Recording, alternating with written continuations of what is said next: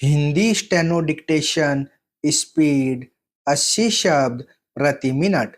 Dictation start होगी 5 second बाद।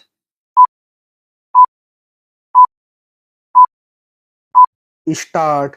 प्रधानमंत्री नरेंद्र मोदी ने एक बार फिर लाल किले की प्राचीर से एक देश एक चुनाव की बात छेड़ी और यह जताया कि उनकी सरकार इस मसले को लेकर गंभीर है।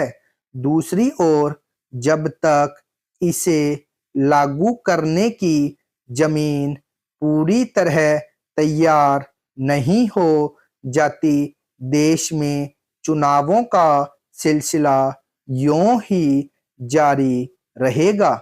इस वर्ष पहले जम्मू कश्मीर व हरियाणा में और फिर महाराष्ट्र व झारखंड में चुनाव होने हैं। देश में जब जब चुनाव की बात होती है, संसदीय प्रणाली और इसके इर्द गिर्द विकसित होती राजनीति सत्ता और बाजार के प्रभाव पर मंथन की जरूरत शिद्दत से महसूस की जाती है, क्योंकि आजाद भारत की 77 वर्षों की यात्रा में भारतीय संसदीय प्रणाली में ऐसे कई विचलन आ चुके हैं विकास क्रम में, जिनका आना तो स्वाभाविक है, पर इन पर ध्यान देना और इनका निवारण करना भी जरूरी है। 2 विचलन उल्लेखनीय है। पहला विचलन चुनाव प्रक्रिया से संबंधित है, जबकि दूसरा विचलन राजनीतिक दलों द्वारा सत्ता के दुरुपयोग से जुड़ा है और लोकतंत्र अपनाने के बाद देश में सत्ता हासिल करने वाली हर पार्टी ने इस विचलन को लाने में अपना समुचित योगदान दिया है। समय रहते इन्हें दुरुस्त नहीं किया गया तो ये लोकतंत्र की विकृति का कारण बन सकते हैं।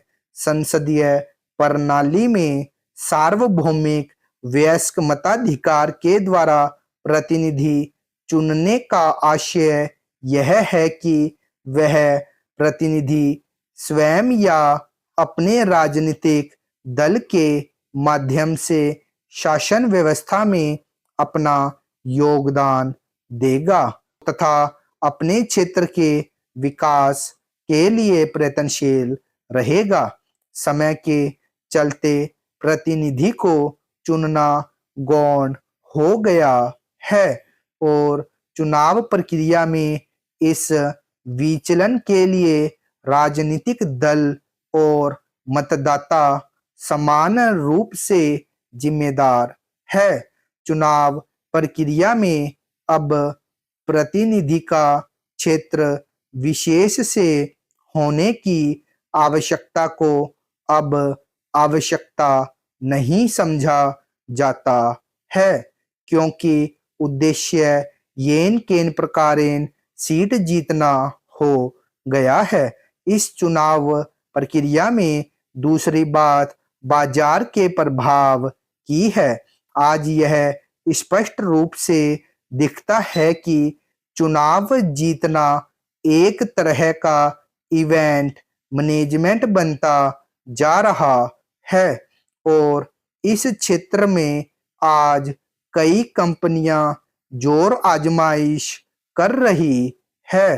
लोक लुभावन नारे व प्रलोभन तैयार करना, मतदाता को आकर्षित करना और कैसे भी भीड़ जुटाकर जीत के लिए माहौल बनाना इसमें शामिल है।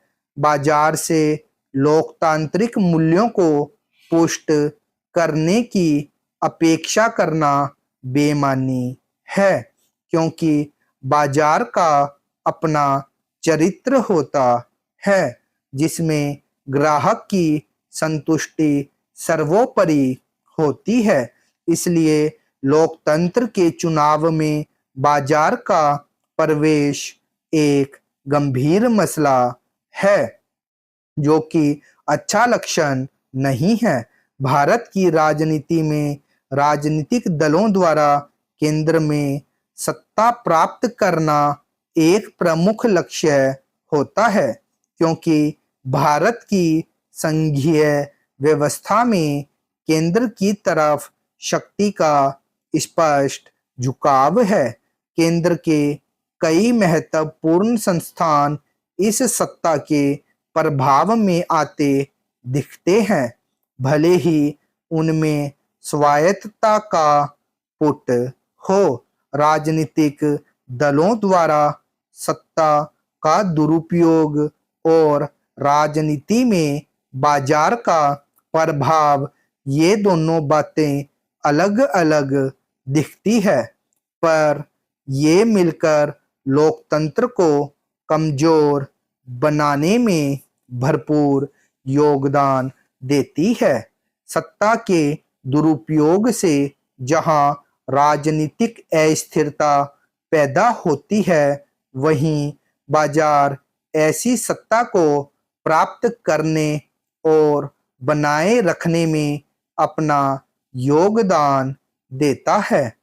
अब सवाल यह उठता है कि बेहतर लोकतंत्र बनाए रखने के लिए आशा की किरण कहाँ पर है। यह पूरा प्रकरण इतना नकारात्मक भी नहीं कि इससे निजात नहीं मिल सकती।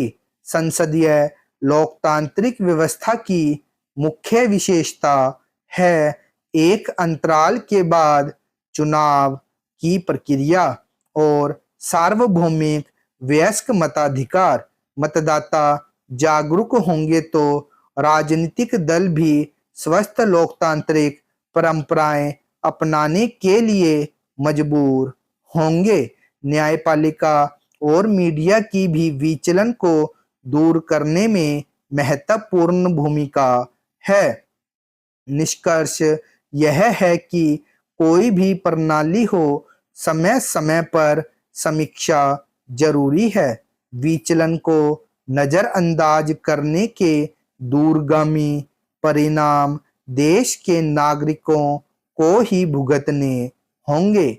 भारत के संविधान की प्रस्तावना में हमने भारत को एक संप्रभु, समाजवादी, धर्मनिरपेक्ष, लोकतांत्रिक गणराज्य के रूप में देखने का संकल्प लिया है।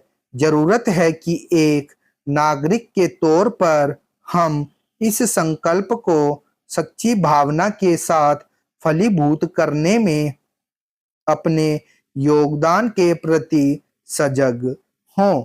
इसी से हमारा देश एक स्वस्थ लोकतंत्र के रूप में विश्व पटल पर अपनी पहचान बना पाएगा। स्टॉप।